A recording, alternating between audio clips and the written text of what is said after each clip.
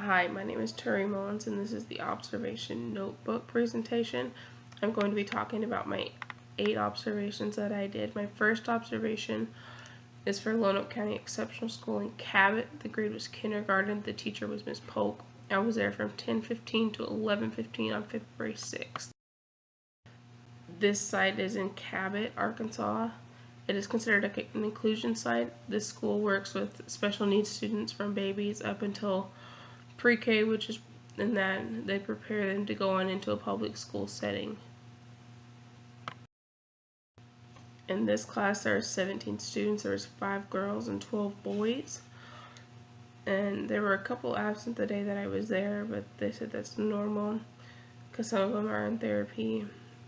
But this teacher, Miss Polk, also had another teacher with her name is Kat. They worked with the students on their check. They have the checklist that they have, which is kind of neat. With these checklists, the teachers are working on stuff that the students need help with, which would have to be my glow. They really are trying to help them improve so that whenever they do go on to a public school setting, they will be able to function instead of just in this very inclusive setting. A grow for this school would have to be, there were a couple of teachers that would come into the classroom that I was in, and they would just stand around and talk with one of the other teachers, which is in a way not exactly very professional in my opinion, because they need to be focused on what their class is doing instead of what these other teachers are doing, because the stuff they were talking about was non-school related. So that would definitely be my grow for the Lonoke County Exceptional. The second observation was in Biomeda Elementary School, which is in Jacksonville, Arkansas. I did it for first grade. I was in Miss Kinsey's class. I was there from 9:30 to 10:30 on February 15th. This particular school was kind of out in the middle of nowhere, so it was a little difficult to get to if you didn't know where you were going. But fortunately, I knew where this school was, so it made it very easy for me to get to and from. My glow for this grade in this school would be that this teacher was very encouraging to her students. She was prompting them all the time, trying to get them to answer questions, trying to get them to think, because they were learning about animal groups and the difference between animal groups and comparing and contrasting different animals in the animal groups. And she was just constantly encouraging them to answer and having them ask questions if they didn't understand, or have them answer questions that she was asking about something. And not only would she ask these questions, that if the student didn't understand whatever she asked, she tried to ask it in a different way to where the student could possibly understand what she was talking about and answer the question from there. So that was my definite glow for this grade. I don't know that I had a grow for this one. This one, she was very encouraging. There was, whenever I liked everything that I saw. I don't think I have a grow for this grade. The third observation I did was at McRae Elementary.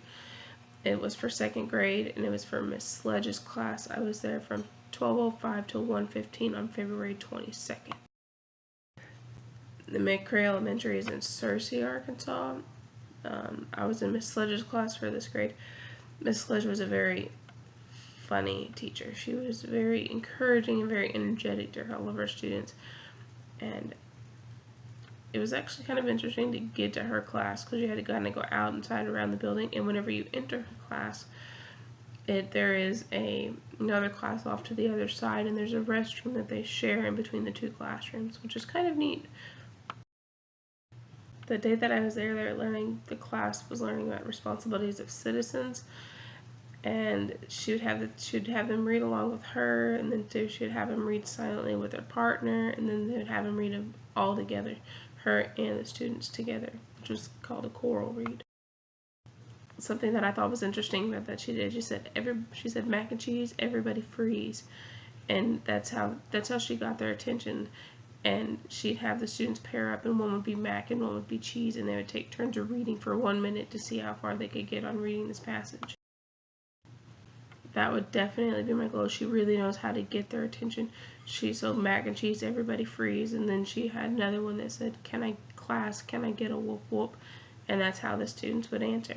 So that was definitely my glow, that she really knew how to constantly keep her students engaged and get their attention. Again, I don't know that I really have a grow for this grade.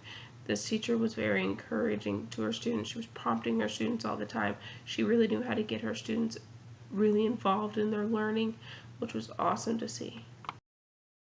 The next grade is 3rd grade, and it was at Pathfinders Academy in the autism room in Jacksonville, Arkansas, and it was in Miss Hooper's, the one that I worked with, and I was there on February 27th from 10:15 to 11:15 in the morning.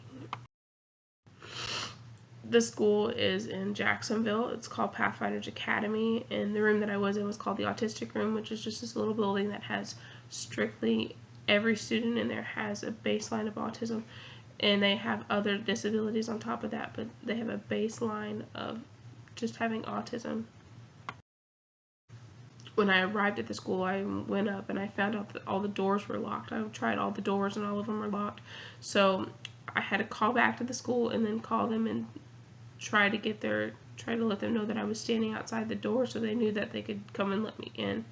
And eventually got a hold of somebody and they let me in.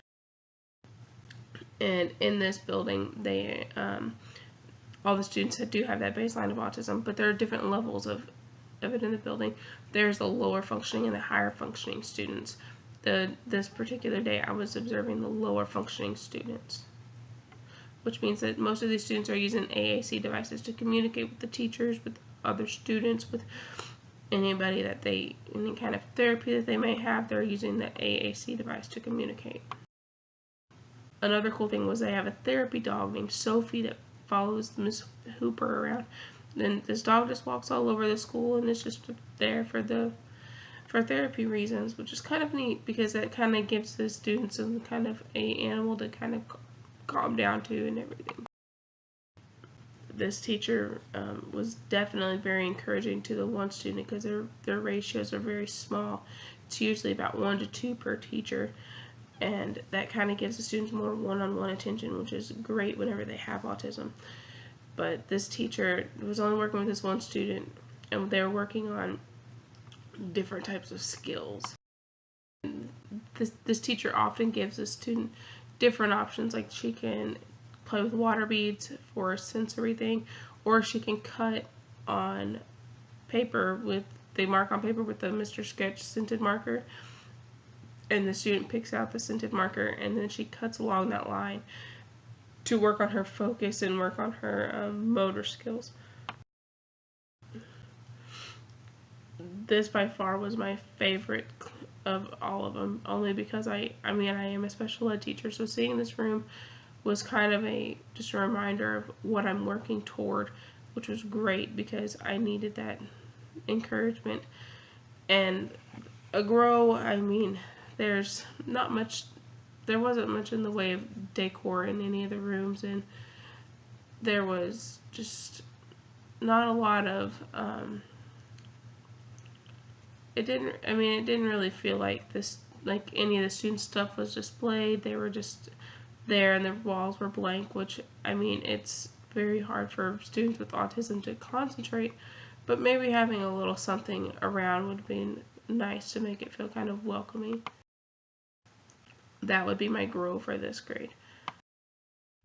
Okay, for 4th grade, I was again at Pathfinders, but I was in the basic skills training, or the adult classroom building.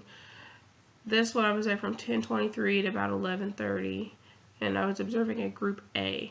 There are 5 different groups in this whole building, and there are 10 different sections for this one. So I was with group A, which had about 30 people in it. So this one was really difficult for me to really kind of get into. I kind of started off as not very well. The person that walked me back to the area that I was in just didn't seem to really want to be there. Didn't really want to take me back there. Like, it was kind of a wasting his time. And when I got back to the area that I was in, he briefly introduced me to one of the teachers, who's just named Miss Folsom later, because I went up and introduced myself after I sat down, and was observing him for a while. And during this time, I was watching these people, these adults and they're putting labels on cans for a paint company that's up the road from the Pathfinders, and they're putting on the handles for the paint cans, and then they have some jugs that they're putting on the labels on, and these teachers just let them kind of go and do their own thing. It's not really any type of structure. I mean, I don't know that I really have a glow because it was hard to kind of get into it because they just kind of went off and did their own thing. But my grow would be just, they need to be more personable whenever they're introducing their people and whenever they're having somebody come in and watch. The next one is, I was in Southwest Middle School, which is in Searcy. I was for 5th grade. I was in Missy Yeakley's class. I was there from 10:05 to 11:05 on April 5th. This one I had to go into the 4th grade entrance instead of the 5th and 6th grade entrance, which was on the opposite side of the school. So I had to walk around to go to my class, and the doors were locked. So then I had to walk back, and then it took me a couple of times to get to the class because I got locked out of the building. But once I arrived to the classroom door was locked. So then I had to knock on the door, and the teacher had another student come in and introduce me and kind of explain what they were doing and everything like that. Something neat was that all of her table groups are different continents, and so every time that they would do something, she'd call on a continent, and then somebody from that table would be able to answer. The students were working on their astrology project, which was kind of neat, which they were kind of making connections between this teacher. She teaches science and social studies, and she also teaches technology. So she was kind of bridging the gap between the two, of the science and the social studies. Because in this project, they'd had to talk about the history of the star, which was kind of neat. But the students would come into the classroom and they'd get their laptops and they'd begin working. But my glow would be that this teacher was very encouraging for her students. She would often help the students with the problem that they had, or try to help them correct something that they needed to be corrected on. And she was just very down to earth, really trying to get her students to feel comfortable. My grow would be is that she needs to really not call students out in front of the whole class. If there is a problem, like she had a student do a problem wrong on a paper, she called the student out by name and told them that you need to fix this. This is wrong. You did this paper wrong. And that's not exactly a good thing to do, because it doesn't encourage them to want to do anything. It kind of makes them feel like, oh, I screwed up. So she needs to kind of work on, if they did something wrong, kind of bring them in and talk to them independently and personally about it, instead of announcing it in front of everybody and embarrassing them in front of their peers. The last grade, the 6th grade, is my Lone Oak Middle School, and I was for Miss Mallory's class, and I was there from about 12:19 to 1:25 on April 12th. When I got to this school in Lone Oak, I went into the building and I had to wait a few minutes because they were coming back from being at lunch, so I had to kind of extend my time a little bit there. In Miss Mallory's class, there was anchor charts all over the place because she's teaching literacy, so they're all over the place for the references for them to look at, for the students to kind of glance at if they need help. Miss Mallory talked to me about that this class was double blocked, which means that they're kind of back-to-back classes, because since literacy is such a big subject and there's so much to cover, they can't just cover it in one time period. So they're back-to-back. That's why they're double blocked. The glow that I would have is this teacher.